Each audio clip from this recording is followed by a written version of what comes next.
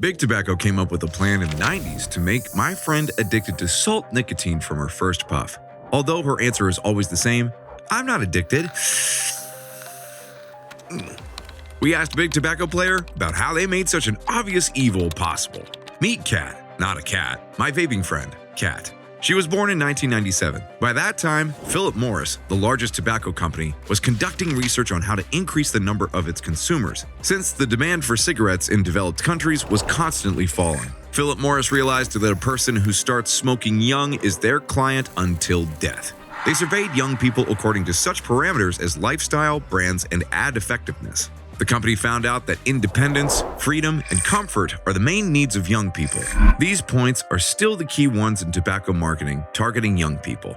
Big Tobacco also bought food companies to produce food and beverage goods. Mixing tobacco and sweets was just another marketing ploy to bring children into their target audience. They just replaced tobacco with sugar. The company's main goal is to make children addicted, while the methods are the same. Does anyone remember Capri Sun or Hawaiian Punch? American tobacco company CEOs launched the development of dyes and flavors as additives to cigarettes and used them in drinks for children. That made it possible for them to increase sales in the future. Still, how do you win over young people if cigarettes are not part of their interests? When Kat was 6, the first e-cigarette was invented in Beijing, where it became extremely popular. The inventor created it after the death of his father, who suffered from lung cancer. As a kid, Kat ate cookies, drank juice, and watched cartoons. Smoking cigarettes was just something ordinary for her. Big Tobacco is thrilled with this, since young people represent their core customers, and the next campaign will prove it. The first thing Kat tried was Juul. When you're hitting it, everything seems so perfect. The vapor filling your lungs, the buzz of a head high, the satisfaction of hitting it right when you wake up. You feel like you just can't get away from it. What made Juul the leader in the e-cigarette market? Juul states that the company's goal is to save the lives of billions of smokers. That's why the company has hooked millions of Americans on nicotine. Well, my friend is proof of that. How does it happen? There were two key factors. As you might have guessed, propaganda, and a unique method that was decisive in the company's success. You'll find out about it in a minute. Since 2015, Juul has been running e-cigarette commercials featuring young people. In fact, you may have seen vape ads in teen mags. By the way, here is an ad created by tobacco companies back in the 20th century. And here is an ad created for e-cig. And do you remember the iconic Marlboro Country advertising campaign? They invited smokers to come to where the flavor is. E-cig exploited this trend and now has more than 7,700 flavors and smells, especially the fruity ones, which attract young people, like Kat. She loves the strawberry flavor since she was a kid. From 2011 to 2015, e-cig advertising costs grew from $6.5 million to more than $115 million. Juul has created a new generation of nicotine addicts. To prove it, let's look at the company's scale. They own 75% of the e-cig market in the US. People started to realize that the target audience of Juul was teenagers. So, Congress moved to declassify 55,000 documents which Juul had never made public. Here's one of the facts that shocked me. They paid schools $10,000 each so they could tell children about Juul. In one presentation, a company representative showed children how to use the Juul electronic cigarette in a classroom without teachers or parents. These were well-planned actions to get young people hooked on the most addictive substance in the world. When did Kat realize she was addicted? It is difficult to find this point, because most people become addicted right after the first puff because of the salt nicotine. It is that unique substance that made Juul succeed. Thanks to the salt nicotine formula, flavors, and design, the company has created a nicotine youth epidemic. Researchers from Portland State University say that Juul produces 20 times more nicotine in one puff than a Marlboro cigarette. Such a powerful nicotine release system and flavors were decisive for success. Philip Morris in the US is at its peak of popularity. The company bought 35% of Juul for $12.8 billion. So I asked the chat to draft me an official letter to Philip Morris on the following question.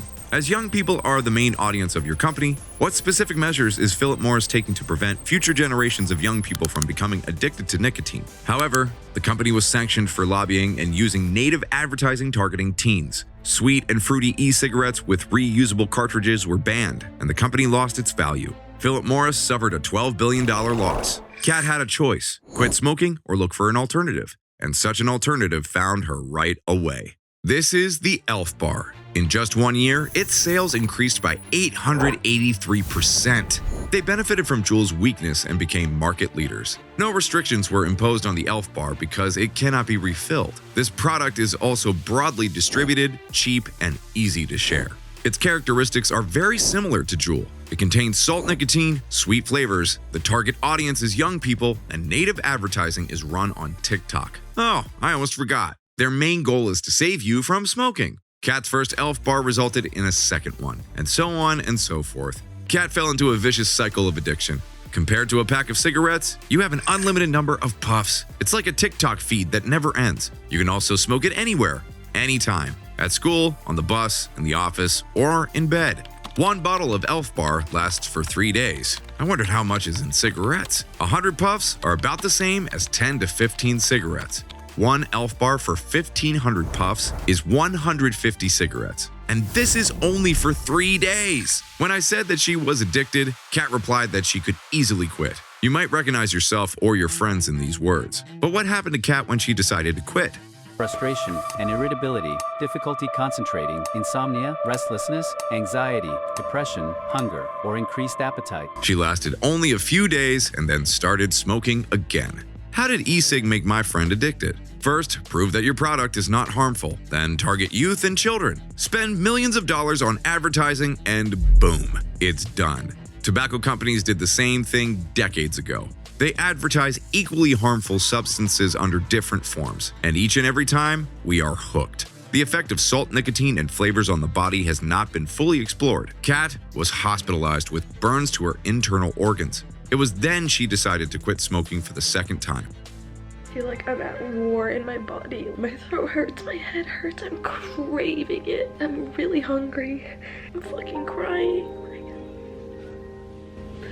In the past, companies conducted research to sow doubt about the dangers of cigarettes. The same is true now. Once again, the research is being conducted by those who benefit from bringing e-cigarettes back into the public eye. Big Tobacco.